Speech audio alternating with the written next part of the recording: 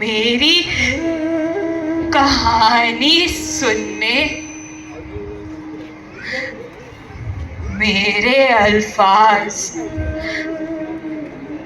मेरी आवाज, ये आवाज तो 78 सालों से इन हवाओं में तैर रही है। आज भी उन गलियों में बस रही है। मेरी जिंदगी की सबसे बड़ी कहानी, वो कहानी जो मैं कभी भुला नहीं पाई,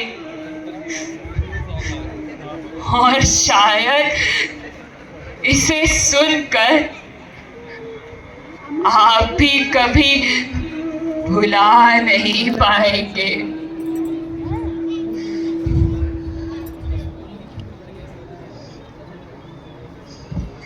वीर, तू आ गया, लेकिन ये तेरे हाथ को क्या हुआ?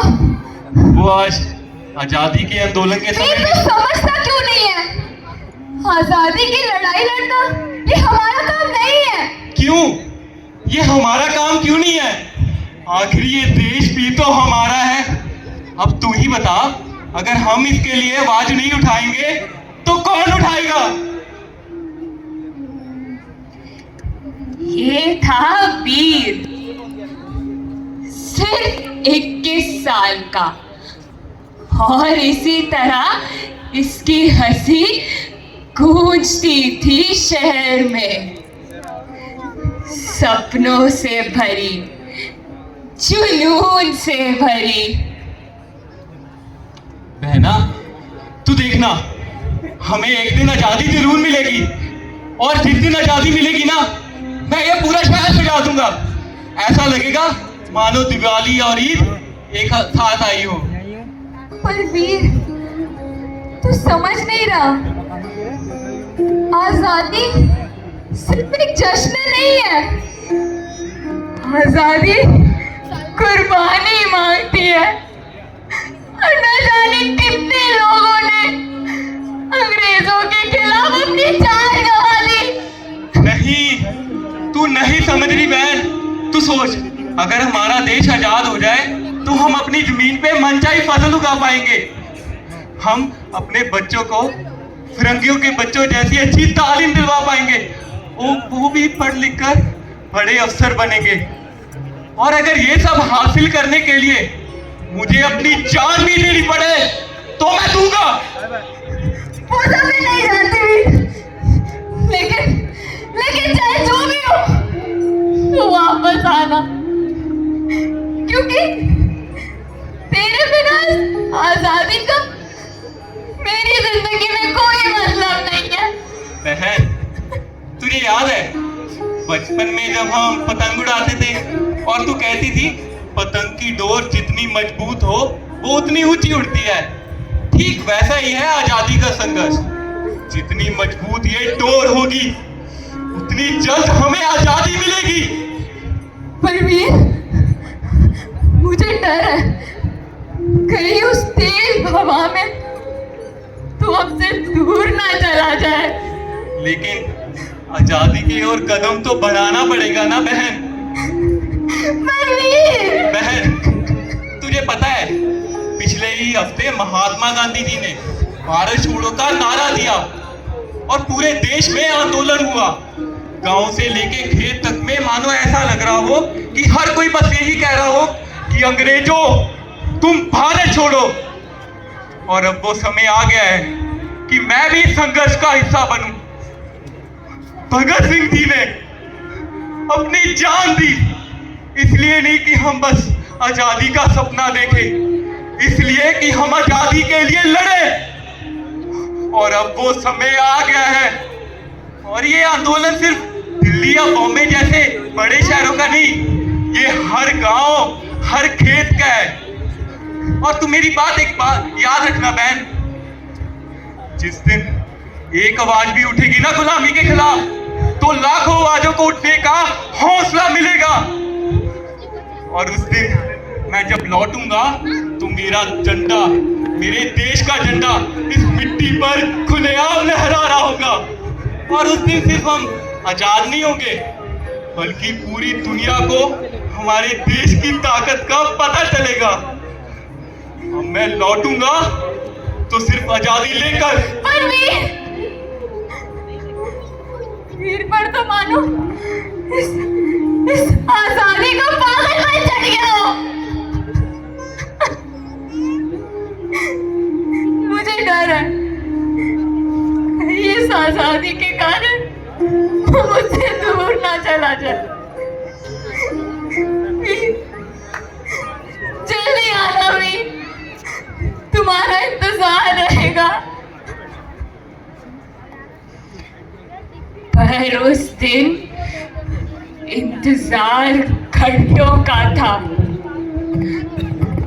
जो दिनों, महीनों, सालों में बदल गया। पर मेरा वीर कभी वापस नहीं आया। आई तो बस एक खबर, तुम्हारा भाई नहीं रहा। वीर,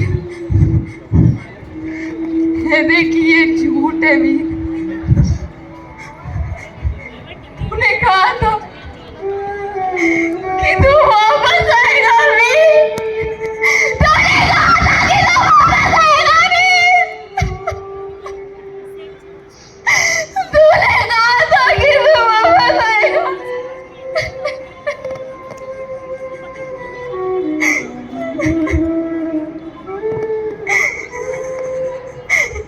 ये नहीं हो सकता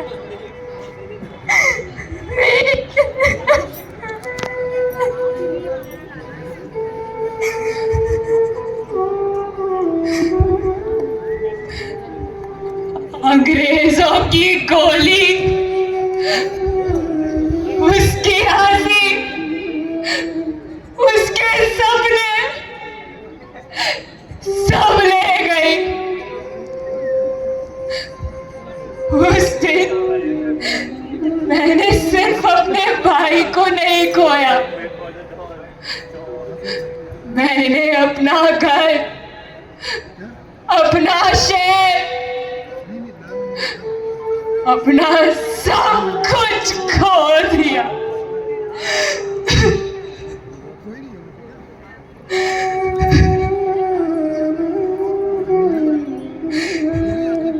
पर भी